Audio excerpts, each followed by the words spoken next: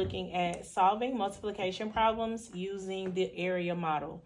So the first foundational skill that your child needs in order to complete this is they need to know place value, because we have to take these two numbers and we have to decompose them based on the value each number holds. So first we're going to break down 162. So the 1 in 162 is in the hundreds place. So we have a 1 in the hundreds place, so that would equal 100.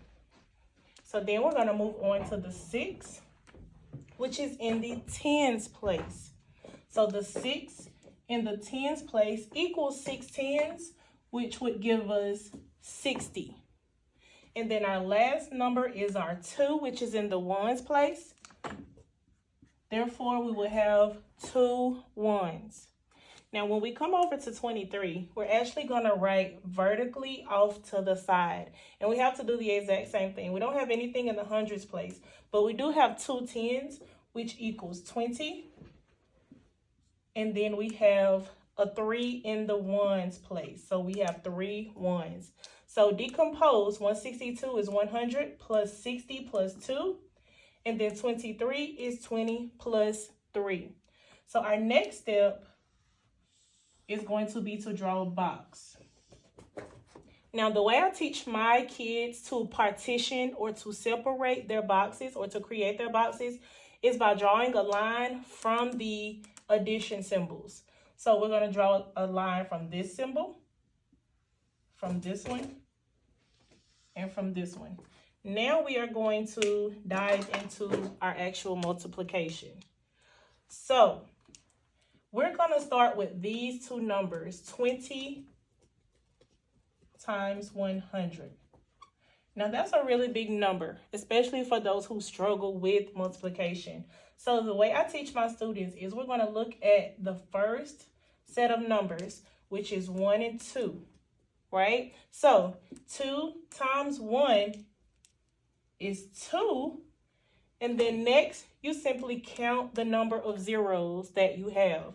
We have 1, 2, 3 zeros. Okay, so then we're going to move down to 20 times 60. Again, those are large numbers. So we're going to focus on 2 times 6, which is 12. But let me write my problem at the top so we'll know what we're doing. 2 times 6 is 12. And we have 1, 2 zeros. Okay, and then I'm going to move down to 20 times 2. Okay, I have 2 times 2, which is 4. And I have 1 0. So we're done with our 20. Now we have to go down to 3, and we're going to do the same thing. We have 1 times 3, which is 3. Okay, and we have 2 zeros. Then we have 3 times 60. Okay, 3 times 6 is 18. We only have 1 0, so I'm going to add that. And then lastly, we have 3 times 2, which is 6. So the very last thing we have to do is we have to add all of these numbers in these 6 boxes together. So the way I teach my kids is to start with your biggest number and go down and end with your smallest number. So we're going to start with 2,000. And guys, the most important thing with this step is to make sure their number aligns. So your ones should all be under each other. Your tens should all be up under each other. So for instance, I'm writing 300 here. So my ones, my tens, and my hundreds, they are all in alignment for when it is time for me to add. Okay, we have 40 and 6. Okay, so then I'm going to add everything together. I have zeros plus 6, so that's going to be 6. I have zeros, then I have 8 plus 4, which is 12. This is where regrouping is going to come into play, okay? Your child needs to know that the 2 should be written here, and then they need to carry their 1. So now we have 1 plus 2, which is 3.